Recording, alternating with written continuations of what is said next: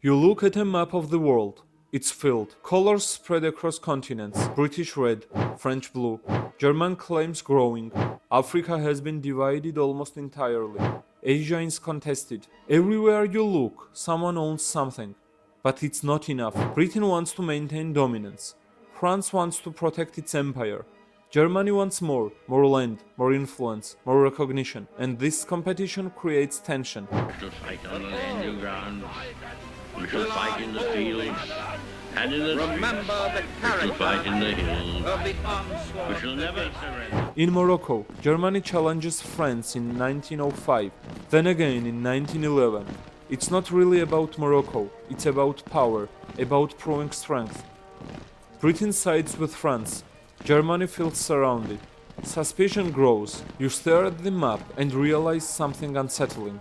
There is nowhere left to expand peacefully. Every ambition threatens someone else. Every move creates tension. The world has been divided, and now the only way to gain more is to take it.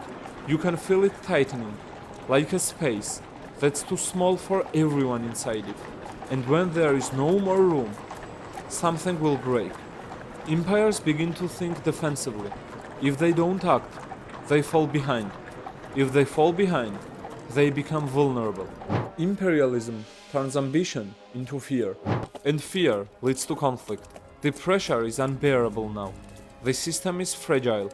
All that's missing is the moment everything snaps. It's June 28, 1914. You are in Sarajevo. The city is tense, but calm on the surface. Archduke Franz Ferdinand arrives, representing Austro-Hungary. His visit is political, but symbolic, and dangerous, because this city is filled with people who don't want him here. A group of young nationalists waits in the shadows. They are armed, prepared, determined. The plan begins.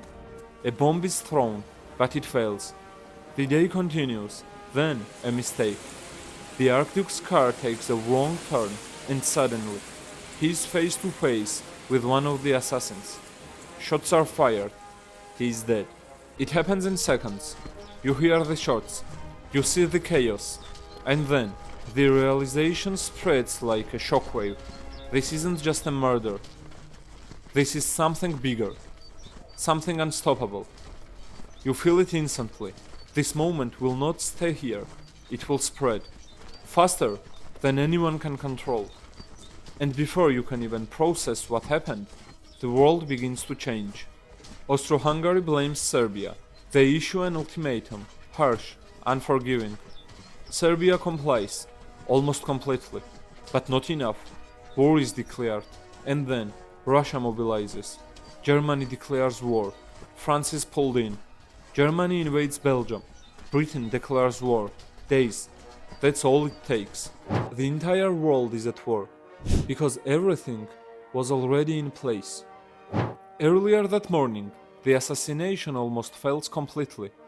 The first attacker throws a bomb at the Archduke's car, but it bounces off and explodes under the vehicle behind him, injuring several officers.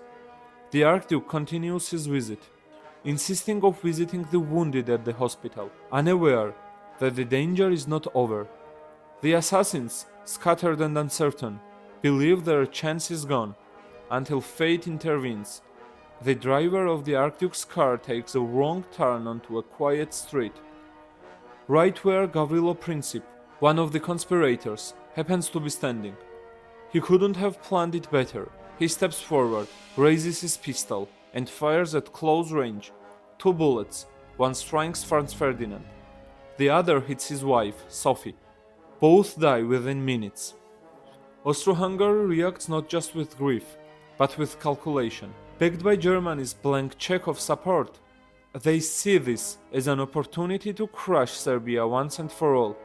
The ultimatum they deliver is designed to be rejected, demanding control over Serbian internal investigations. When Serbia hesitates, even slightly, it is enough. Russia cannot abandon Serbia without losing influence and credibility. Germany cannot allow Russia to mobilize without responding. France is bound to Russia.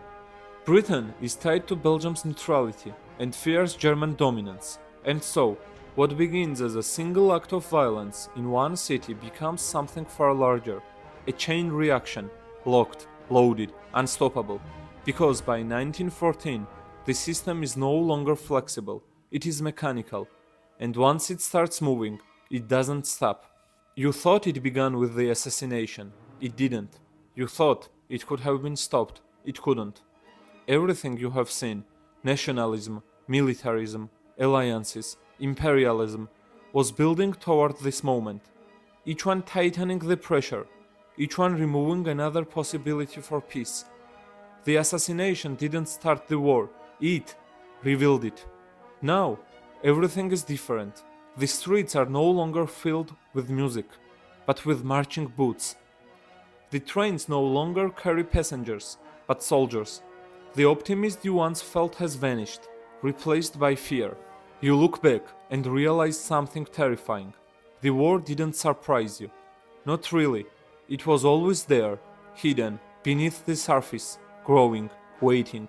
You just didn't see it clearly, until it was too late, and now, there is no turning back, no stopping it, only surviving it. Millions will die, empires will collapse, the world you know will disappear.